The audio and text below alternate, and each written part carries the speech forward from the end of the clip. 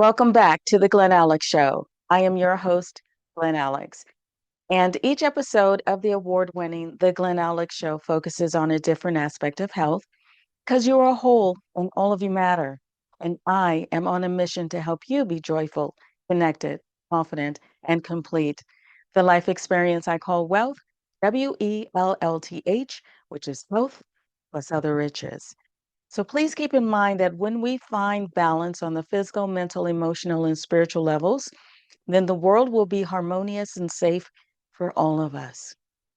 And before we jump into this episode on, please subscribe and drop a comment so I will know what's on your mind. Where your health matters, set your mind, let it flow. Joyful, connected, confident, complete. Let Glen Alex help you back on your feet. The Glen Alex Show.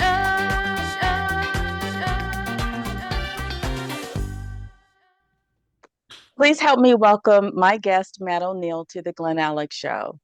Matt is the happiness coach and author of Good Mood Revolution, Igniting the Power of Conscious Happiness. Matt's work has positively impacted the lives of over 100,000 people globally. Matt emphasizes overcoming negative thought patterns by understanding 8 bad moods, and his practical, real world approach to happiness can inspire you to unlock lasting joy. Matt, welcome to the Glen Alex Show. Glenn, I am so happy to be here with you. Oh my goodness, I'm happy to be with you as that you're here as well. When I came across your profile on Podmatch, I'm like, okay, we need to talk. Yes, and how about you being a top 10% global podcast? Oh, thank you. Thank you. Thank you. Congratulations. Thank you. I appreciate that. A As lot you of know, hard it's a work. lot of work. Yes. Thank you. Now, as I went through your book, um, there's like a ton of nuggets in there. Unfortunately, we won't get to everything that I would love to cover, though I pulled out some pieces that we can focus on. Before we get started, though, just tell us what led you to this work. I was called to it. I was called to it from a young age. I found a paper from my fourth grade class, and it said, "What will you be when you grow up?" And I had written down a writer. Okay. And I published my book when I was 42 years old. So and then I found this paper after the fact, but Okay. somehow my fourth grade self knew that I was going to be a published author one day. And it's just really cool. But then I had a calling, and I can't explain it other than I had to write a book about helping people feel happier. I was compelled. It was definitely a spiritual calling, and I wouldn't have been able to have a life without regret if I hadn't followed it. That is amazing. And thank you to your fourth grade self for putting you on this path and for the adult you for listening. Because sometimes we just ignore those childhood knowings and will fall into other kinds of traps. So thank you. Now, your book, The Good Mood Revolution, talks about choosing happiness. Define for us what happiness is for you. We Happiness is something that we all know. It's this feeling of joy and of peace and of ease and of love and of appreciating beauty. It's the absence of feeling upset. It's the absence of boredom or depression or anxiety or agitation. And those are the things that get in the way of it. So those are the 8 bad moods. The 8 bad moods are the things that get in the way of our peace and our joy and our love. So when we're being kind, or we're feeling like really kind towards someone else, or we're feeling just peaceful and at peace, these are all these emotions that we can say, "Oh, I'm feeling happy today." And it's not the same as like an excited exuberance. Of course, that's a form of happiness, but the happiness that I'm talking about is a happiness that's easy and joyful and loving. Okay. Okay. So just give us the list of the 8 primary bad moods.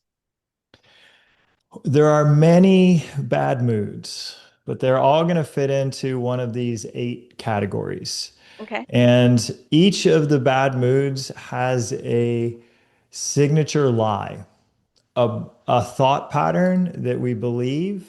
And because we believe this particular thought pattern, the mood shows up. The moods are here to trick or to help us actually, but they don't feel good. And they can be constructive if we take constructive action, but most people don't know that these moods are just messengers and that they're messengers to help us act in a certain way. So a lot of times, because we don't know what the message is, we act in poor ways over these. But the most destructive of those moods is the emotion of shame, and it Okay. has a thought Let me pattern. Go hold ahead. on. Yeah, just give us the list for now. I have somewhere I want to go with Oh, this. great. Okay, Yes. we'll just list them out. So shame, guilt, hopelessness, sadness, fear, desire, anger, and pride. Okay. And give us the list of the primary good moods. These are the fun ones. The interesting thing is it starts with humility. Okay. Humility is the antidote to pride. And pride is the pinnacle of ego. Hmm. It's the pinnacle of, and ego is this version of ourselves that thinks it has to win and conquer and be better than um, and achieve and do all these things. And it's not a happy state. So the antidote to that, when we finally transition out of the bad moods and into good, is humility. It's the starting place. And then it's responsibility. And this is taking responsibility for everything in our life. And from there, we move to confidence, where we feel a confidence in who we are and what we stand for. Then my favorite good mood is gratitude. And from gratitude, there's a mood called acceptance, then love, then joy, and then finally peace. And those are the 8 good ones. Those are all good ones. They're so good. Okay. Okay. Now you did jump ahead to another question that I had was the um are the moods, the bad moods and the good moods, are they opposites? Are they connected? And you connected humility with pride. Are Mhm. there those similar relationships between the other 7 good and bad moods? It's actually a scale. So you move up it. And Okay. each mood up on the next level, so from humility to pride, so humility or pride is mood 8, and then humility is mood 9. Each to get to elevate your consciousness, you need to move to the next level. And they're not necessarily connected, other than the one behind it is connected to the next one because that's the next level to elevate to. Okay. So we can experience all of these moods at all the time, but there's kind of like a place that we're at in our life. And sometimes, for me, I lived in a prideful place in my early 20s, and that was my Okay. mood. I needed humility. So humility was the move I needed to move to. And then there was a time that I was living in such an age of responsibility. I needed to move Okay. into acceptance. And Okay. so and in the highest mood we can experience is just profound peace no matter what happens. This is the final Okay. step. This is the final mood. But the bad moods also move one at a time. So they're all connected in that the person who's suffering the most, who's causing the most damage in the world, is living in mood number one. That's shame. Okay. Okay. And that is, or is that the progression of moods that you discuss in the book? It is. It's the progression. And it's a lifelong journey. Like we want to live in the highest moods. And a lot of times we fancy ourselves that we're there. But I don't have pervading peace all the time, no matter what happens. I'm Right. not at the highest level. That's like a saint, it's someone who's very, very spiritually aligned with God and trusts everything is okay at all times. Like that is a really amazing human being. My goal is to be in the mood of love, like to just be loving all the time, no matter who the person is and what's going on. That's my next progression. It's where I'm moving to. Okay. Okay. Curious though, and this was very striking to me as I went through your book, is um, I have a lot of clients who talk about being happy, and it's this for them, it's this perennial state of no problems, right? Yet That doesn't exist. that's part of your acceptance mood, right? So Yeah. in striving to be happy, okay, in your book, happiness is not an individual mood. Hmm. It's the composite of the eight moods that you do discuss. Am I perceiving that the way you meant it? Yeah. Yeah, absolutely. I mean, if we're going through a hard time, and we do, like that's just the recipe of living. We're alive. We're going to go through a hard time. If we're going through a hard time, um, we're not going to be joyful. Like that's just the way it is. But we can be in a good mood of acceptance. And through a good mood of acceptance, we can then say, okay, I'm going to progress from acceptance to gratitude. Because even during the hardest of times, there are moments in that each day that we're going through this hard time, that there are things that we could be grateful for that day. Mhm. And so we just continue to work on, okay, I might be in grief that I've lost a loved one or someone's sick and this is tough. I just lost my job. I could be grieving the loss of a job. I could be angry about it. We're going to want to resolve the negative emotions, find out what the lessons are, what the messages are, and then move into responsibility. Okay, I'm responsible for what happens next, whether that's my own emotional healing or finding a new job or working on my health. And then to acceptance that I'm going to do all I can, but accept that I'm not in control of all the outcomes of the world. And then to gratitude, like I'm learning all these lessons through this that when I lose someone, I recognize how precious life is, or when I have a health scare, I recognize how much I love to live. And so we have this gratitude, and then eventually through acceptance and gratitude, we get into love and we say, I just love people and I love being alive. And that feeling brings the joy. And through all of this, we go through tragedy to responsibility to acceptance to gratitude to love to joy. Eventually, we just are like, I've seen it all. And there's a peace about me that no matter what happens, I can follow my moods to higher moods no matter what. I can handle it. Okay. Okay. Now, in your book, you talk about ego, ego, Hmm. as edging God out.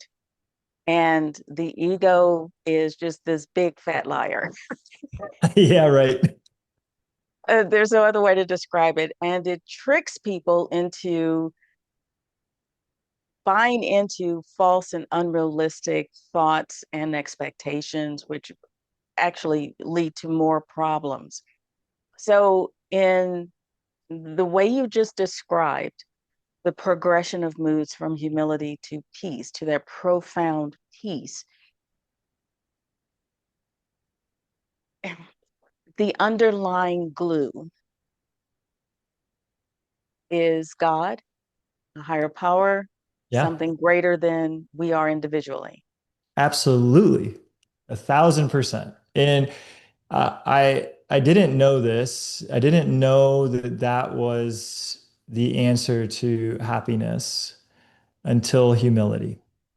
So with a lot of ego, which is where I was in my 20s, and a lot of pride and a lot of self-reliance, and I'm going to conquer and succeed, and I'll get money and success and fame and all these things, power. I thought, okay, that's where happiness is. I'm going to go do all of these things. And you know what? You do all these selfish things and accomplish all these selfish goals. And then you get to the top of that mountain and you're like, why am I not happy? I have everything that I said was going to make me happy, and yet I still don't feel it. And it's because in the absence of God, there's not true happiness. Our soul is yearning for this connection to our creator. I it's hard to explain to somebody who hasn't had that connection. And I got that question from my nephew who read the book, and he said, "So you're telling me that I need God to be happy?" And I said, absolutely. There's no other way about it. And that's why humility is the first of the good moods, because of Okay. we finally are humbling ourselves to the power that created us, that sustains us, that is actually in control of everything, our hair growing, our nails growing, our body healing, the food that we eat, the sun that is shining on us, the rain. We then fall into this like total gratitude that we're even alive. Like it's crazy. We're like, oh, wow, this is amazing that I get to be alive today. And then from this moment of humility that, wow, God, thank you that I even get to be here, true happiness can show up. Not this superficial, I got money or I got the girl that I wanted or whatever we thought was going to make us happy that doesn't. Okay. Okay. I find it also interesting that for me, the your one of your eight moods that is most connective to God, if there is such a thing, is gratitude. Yet peace is at the top of the list for you. What's the difference for you between peace and gratitude? Gratitude's the gateway mood to happiness. Okay. We can't be so when sometimes we're feeling really bad. I experience all of the eight bad moods myself. And anytime we're in one of those eight bad moods, we're living in an ego selfish state. It's the ego's telling us that we need to protect ourselves, that we need to be selfish, that we need to look out for ourselves, and in all the different lies that it tells us. And it says, if you do these things, if you protect yourself or you look out for yourself or you put yourself number one, then that'll be good for you. And that's not a grateful state. So if we go from this selfish, self-centered mood, which is really a self-centered state and not Mhm. feeling very good, and that's all the negative moods are selfish. That's why it's ego. Two, grateful. Well, what are we grateful about? Well, ultimately, we're grateful that we're alive. How are we alive? Well, we're alive because something allowed it. Something created us. Something is sustaining us. Well, and I don't care what religion it is that you subscribe to. If it's just, oh, God to me is the universe or is nature or is all that is or whatever it is, we're grateful to this higher power that is giving us all these different gifts and blessings. We're grateful that this higher power gave us time with our loved ones, that these loved ones are even created, that we get to interact with them and give them hugs and kisses. Like it's amazing the gratitude that can show up. But ultimately, peace is knowing we're all going to die Okay. and knowing that we're still going to be okay. And this Hmm. only shows up with a connection with God, knowing that we are Okay. eternal souls. There's no peace without that because the truth is we're all going to die. All the people we Yeah. love are going to get sick and die. We're going to get sick and die. That until we address that, it we there can be no peace and there can really be no happiness because we start to wonder what's it all for? Like what is this all for? If we just get sick and die and people that we love get sick and die, like there's an anxiety that continues to hang around until we recognize that we are eternal and everyone who's ever passed that we love is still okay and that we will be too. Okay. Okay. I love that. I really do love that. Um, I am tempted to get political, although I resist discussing politics because it can create such volatility and ego mindsets come out. Yeah. Yet, No, no, yet it's fine. It's fine. You know, the thing about politics is there's lovely people on both sides.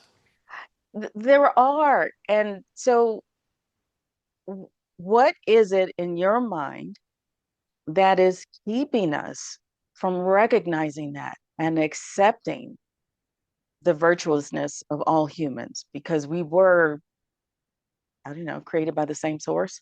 Yeah, absolutely. Yeah, it's ego, it's selfishness, it's the eight bad moods, it's believing these lies that my way is better than your way. It's a prideful thing. You can't be a politician without acting with a lot of pride.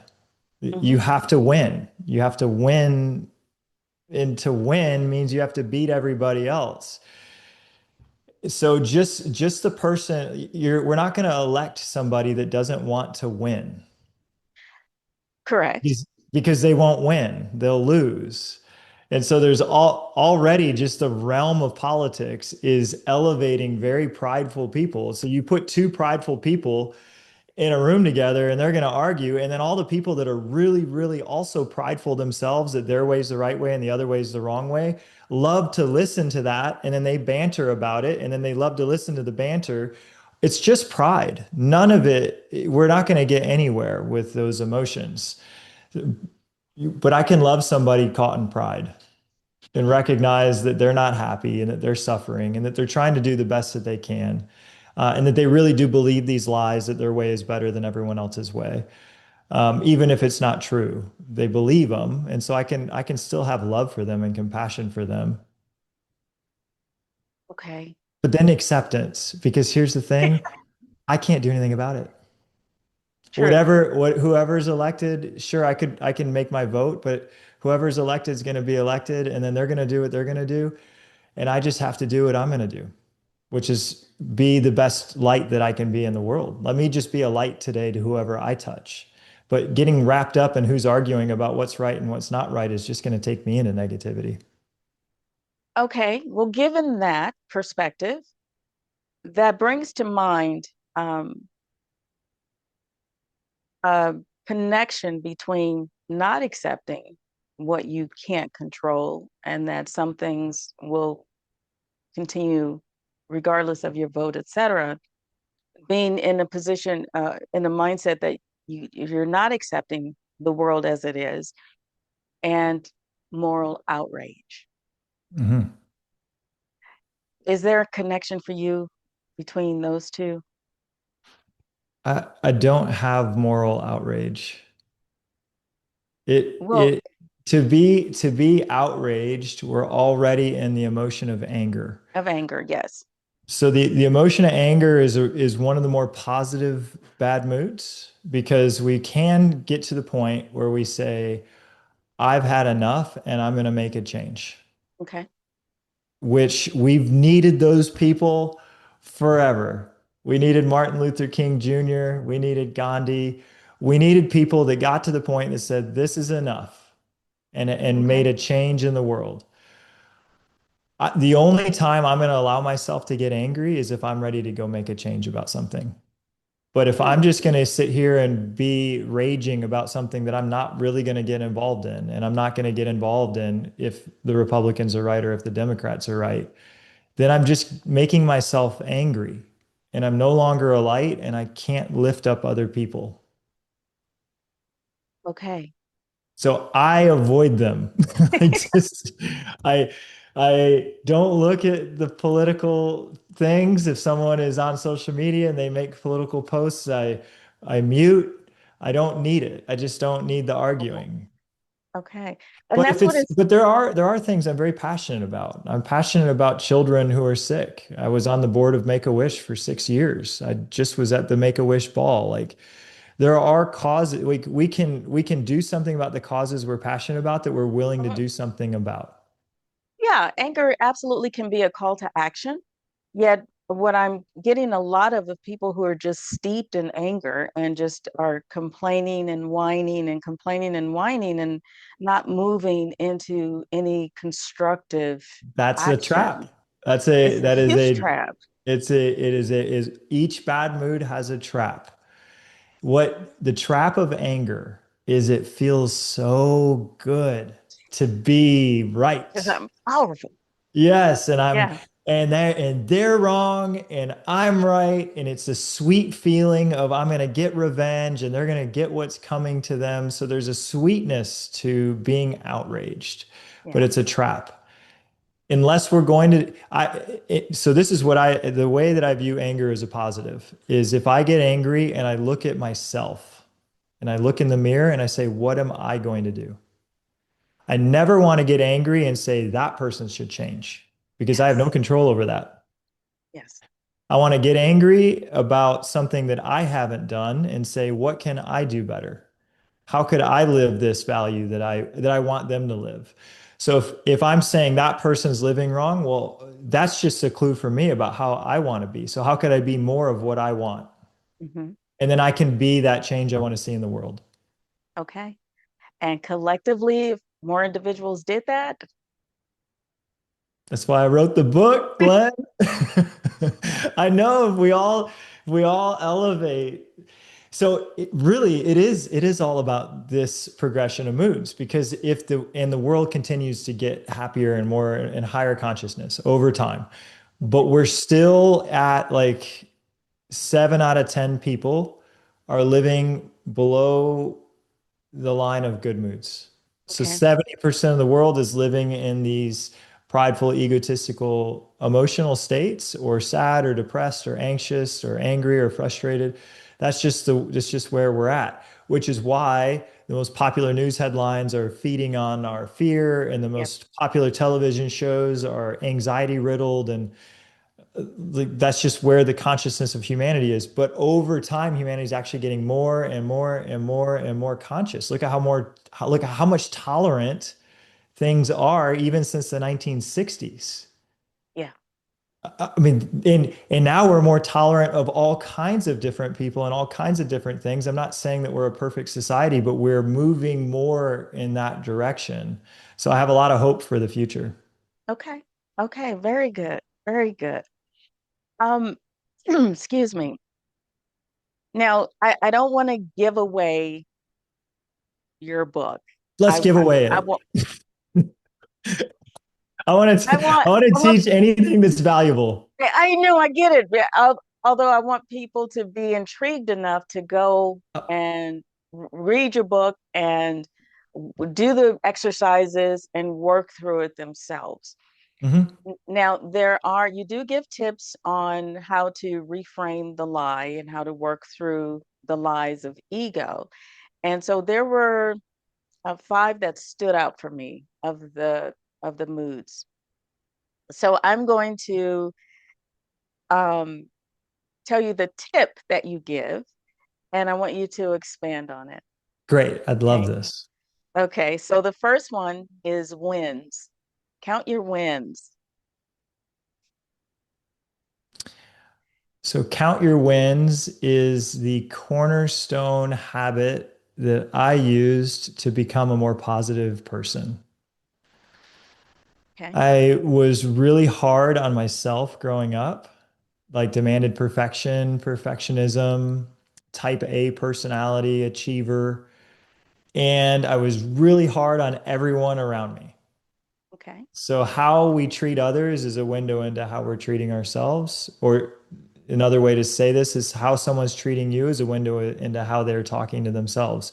So, because I had really high standards for everyone around me, my standards for myself were even higher. And if I made a mistake, I was really hard on myself. So, I started to count my wins. And this is instead of pointing out all the things I did wrong every day and how I needed to be better, I started to say, well, what are 3 things I did right the day before? Okay. And I've been doing this for 12 or 14 years. I can't even remember when I started this, but it's been over a decade. And even this morning, so it's every single day, I get up with a cup of coffee and I start out by writing down what are 3 things I did well yesterday. Well, now I'm really good at it. And I end up writing like 8 or 10 things I did well the day before. And what's crazy is then now, because all I do is see things I'm doing well, I feel better about who I am. And then I want to do more things well. And it's like this upward spiral of positivity. And instead of seeing what everyone's doing wrong, I'm seeing what they're all doing right. And I'm like, oh, you're Okay. doing that well and you're doing that well. So I basically have retrained my brain to stop looking at what's not good enough and start looking at what's already amazing. Okay. Okay. I like that. I really like that. The next tip, grab the rope. Mm. Yeah, grab the rope is about how when we're really depressed and I got into a really bad state and that chapter describes the bad state that I was in. When we're really depressed, we need help. Hmm. We can't actually get out of a deep depression ourselves. So it says if you're really, really down, it's not as bad as you think, but you need to ask for help. And when somebody offers a rope to you or a hand, you have to grab it. So I was in a down place and I had friends offering help. And when we're really down, we were like, no, I don't need your help. Right. I got this. Well, I pushed them all away, and this is what we tend to do. And then finally one day I was like, what am I doing? I need to actually accept their help. I need them. I need help. And so it's admitting that's out of hopelessness. The emotion of depression is hopelessness and into the emotion of needing help, which is elevating up to the emotion of sadness, that I can be pretty sad about the way things have gone. And in sadness, we're actually leaning on other people. Like I'm sad. Hopelessness, we don't feel anything. We're like kind of apathetic. But when we ask for help, we're actually feeling sad about things and needing other people's support. Okay. Okay. I'm gonna stick on that one for a moment because since the pandemic, the level of hopelessness that I've encountered in my work is has grown exponentially, and a lot of clients will not grab that rope. Mm. There's help all around and dangling in front of them, yet it it help is this way. It should look like this, it only comes like this, and it should be all better tomorrow. And because it's not, they get even more hopeless and depressed. Yeah. And that's not the way it needs to be for them. Yeah. Is hope is there. And I like the story you share in the book too about, God sending the boat and the helicopter. I gave you three really good opportunities to save yourself. To grab the rope. Yeah. Grab the And rope. and it wasn't the way you thought it should have been, so you denied the help. You denied the help. And life Yeah. often is not the way our little egos Mhm. imagine it. So, okay, Yeah, grab the rope. so we can pray for help. And that's what the story is illustrating. We've all heard a version of this story before about how I've asked God to save me, and I'm hanging over the side of a cliff, and somebody comes along and says, "Oh, here's a rope," and they're like, "No, I'm good. God said He was going to save me." And then a helicopter shows up, and like, "Here, jump in the helicopter." He's like, "No, I prayed for God to save me. I got this." And then all of a sudden, he falls to his death, and he sees God, and God's like, "What happened? I sent you the hikers and the helicopter, and that was me saving you." So Yes. when we're feeling hopeless, the first thing we want to do is pray for help, and whatever prayer looks like to you, and it doesn't just asking the universe for help, however that resonates, and then it's going to show up in a way that you didn't expect. Hmm. And your job when something shows up to help is to say, this was the answer to that prayer. It doesn't look the way I thought it was going to, but I'm going to accept this help. And as soon as we start accepting the help, we can start getting better. Absolutely. Absolutely. Thank you for that. Okay, the next tip, Wonder Woman, Yeah. Superman or Wonder Woman. Yeah, feeling confident in our body. So this is to conquer the emotion of fear. Fear or anxiety usually makes us get into fight or flight or freeze mode. This is Hmm. just like the natural response of the body, and we get really small. Just you'll notice if you're feeling anxious, you'll feel like your chest tightening or your throat tightening. Everything starts to get smaller, and physically, we're breathing shallower Hmm. and our chest and our whole body is starting to crumple in on itself, like in a protective, like think of yourself getting on a ball on the floor if a bear is attacking you and you're just moving into this protective position. That's how we feel when we're afraid of like a financial thing or a health thing. And in that position, our vision actually narrows, so we can't see other options, and we become less effective. It's not going to help us get out of the problem. So this is a tip of to get out of fear. We actually need to make ourselves powerful physically. And when I was in a really tough spot and I was feeling a lot of fear, I started to go to the gym each morning, and going to the gym and lifting weights and moving my body in a powerful way had these emotions. Instead of cortisol, which is the stress chemical, you start to get all these endorphins and other like oxygen floods your body, and you get really powerful feelings in your body. So sometimes when I get super stressed out, I put on my shoes and I stand up tall and I pull my chest up and I go for a brisk walk. And just moving our body is going to help us feel more powerful and ready to think of better answers than if we stay small. Okay. Love it. Movement, posture. Yes. Yeah. Okay. We touched on this one already. y- I'm sure there's more you might want to add to it, but challenges, dealing with challenges. Yeah, it's part of life. We're going to deal with them. The interesting thing is that these challenges are never sent to harm us. They are always sent to help us become a better version of ourselves. They're always sent to help us learn and grow. And so I have an exercise in the chapter on acceptance where I say, I want you to think of three of the biggest challenges you had in your life. Write them down on a piece of paper. And then I want you to write, what did you learn from that? And who did you become? And how did you become greater than your previous self because you experienced that challenge? And then after you do this with the first challenge, and I could think of challenges in my life like a dad who abandoned me. Well, that felt awful.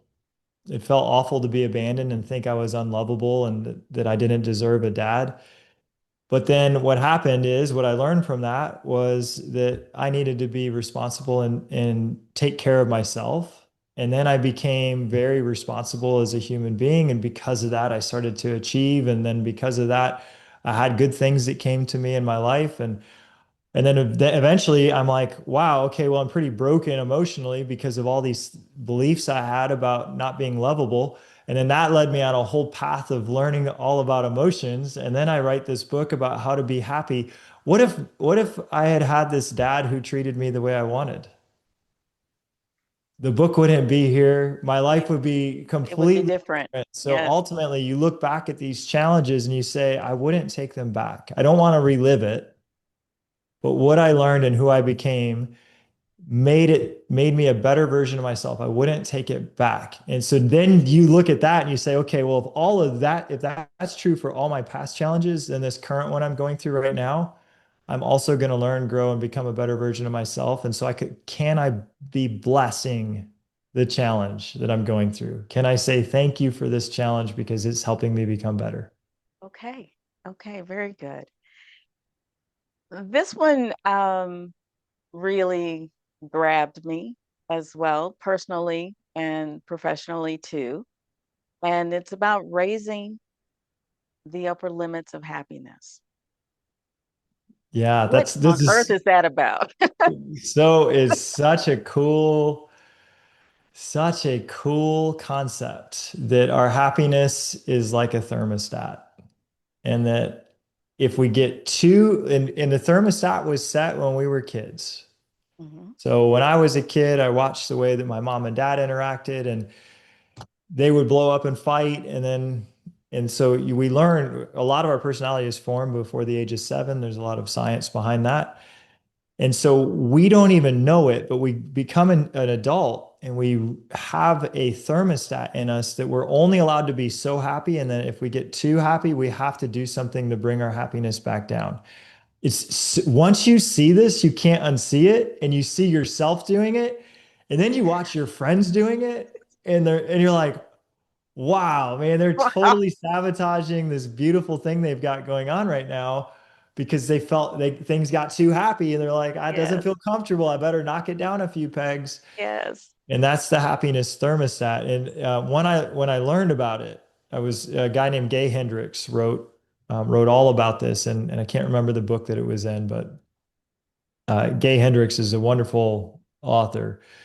And I learned about it, and then I was about to pick a fight with my wife after we'd had a particularly long period of happiness and peace. And I didn't know it, but I was feeling uncomfortable that things were going so good. It's like almost like we're waiting for the other shoe to drop. Yes. So we make it drop. So I Yep. started to pick a fight with her over nothing. It was nothing. And she starts to respond and she's starting to fight back because she has her own thermostat and she knew that I was bringing us down a few pegs so that we could then feel comfortable and then we could build it back up. And I stopped in the middle of the fight and I said, "This is an upper limit thermostat problem. I actually have no fight with you. I have nothing to pick with you. We're fine. I'm sorry that I did this. I'm not even upset about whatever it was." And she's like, "Oh, okay, me too." And then we just like dropped it because we literally were just dropping our thermostat. And then because we fought through that uncomfortable feeling of that things are too happy for too long and we recognized we were about to sabotage it, we then just raised our thermostat. That, okay, Okay. now we can be happier for longer. Over time, you can raise it and raise it and raise it and raise it and realize there's no other shoe that ever is going to drop. Okay. Okay. How do you raise your thermostat limit? What's a specific tip that can help someone move past that ceiling of what they've learned? So it is this feeling that if things go too good for too long, it's something's going to happen. Something bad's going to happen and bring it down. That's the crux. It's the feeling that that's a true statement. That things can Okay. only go so good for so long before something bad happens. If you have that belief, and I had that belief for sure, it was just programmed in me because things would go good in my childhood and then boom, my parents would have some massive blow up fight and it was very unhappy. And I'm like, oh, I knew it couldn't be this good for this long. And of course there has to be bad things that happen. And then in our own life, we're like, oh, things are feeling so good. And then boom, we get into a car crash or we get hurt or something happens, somebody gets hurt, and we're like, oh, I knew I couldn't be happy for that long. So the first piece is recognizing that that is an untrue statement. Okay. That things can as good as thing. This is the new mantra. This is a mantra I adopted as I was trying to reprogram this thought that the other shoe will drop. Is as good as things are, they keep getting better. Okay. So that became my new mantra. As good as things are, they just keep getting better and better and better. And then, and it's so good now, I can't even wait about how good it's going to get. Like it's crazy. And then you're like, because the thought would come in that, oh, something bad's got to happen to bring this down because it can't get good for this long. And then I just started to reprogram that. Every time that thought came in, I would just say, no, as good as they are, they'll keep getting They'll better. keep getting better. And that also is a true statement. Okay. The real truth of this is, again, on a look of eternity. We're an eternal soul. Every experience, as we talked about earlier, every challenge adds to us. We grow, we become a greater version of ourselves. So even the challenges are blessings. So literally, as good as everything is, it keeps getting better and better and better so long as our mindset is that all of this is good for me. Then we don't have to Okay. sabotage. Then we don't have to pick fights that don't need to happen. Then we just get to live peacefully and loving and joyful and be fun and spontaneous and do cool things for people and be kind and like, and then we see somebody else being super mean and negative, and instead of reacting and pulling our or looking at the politics, right? Instead of going on social media to get our fix of how bad the world is and pulling our mindset down and getting back into our comfort zone of our thermostat, we just are like, you know what? Every time I go down that path or watch that show or look at that thing, it pulls me down. As good as it is, I don't want to be pulled down right now. Right. So I'm going to stay out of that because it's not needed for me. Okay. Okay. I love your work. I love the book. I think it's profound and it is reader friendly. So thank you for producing it. Thank you for living it. And um, before we part, is there one nugget, one takeaway you want the audience to have? Absolutely. It is that you are a wonderful light in the world and that they are listening to the right podcast because you truly are doing and living the work. So keep listening to Glenn. My gosh, you're talking about me. I didn't expect that. What I the am. heck is You're that? amazing, Glenn. Well, I appreciate you. I truly appreciate you saying that. Thank you very much. It was heartfelt and I do appreciate it. Now, is there another nugget Oh, for the person listening. For the person for listening? listening, yes. The one thing I definitely want the person listening to know is that you are perfect. No matter what you've done, no matter what you haven't done, you're lovable and you're perfect exactly as you are. There's a light inside of you that is just waiting to shine, and you just need to go and remember how perfect and wonderful you are and then live it. Okay, that's beautiful. Thank you so much. Now, are there how can people get your book? Do you have any programs or any offerings for the audience? Yes, you actually helped me and told me that my quiz wasn't working, and your good mood superpower is responsibility. It is. So congratulations. Thank you. What a great good mood. Yeah, you can take the quiz to see what your strongest mood is, what your strongest good mood is. That's at mattoneil.com. And it's the Good Mood Superpower Quiz. And the book is on Amazon called Good Mood Revolution. Okay. Okay. Excellent. Matt, thank you so much for being here. I truly appreciate your work. Keep it up. Thank you, Glenn. You too. Okay. Take care. Thank you for tuning into this episode of the Glen Alex Show. We really hope you learned how you can choose your mood and how you can choose to respond to life's challenges so you can still be joyful and loving. Please like, subscribe, and share this episode. Refresh your spirit with a nourishing thought.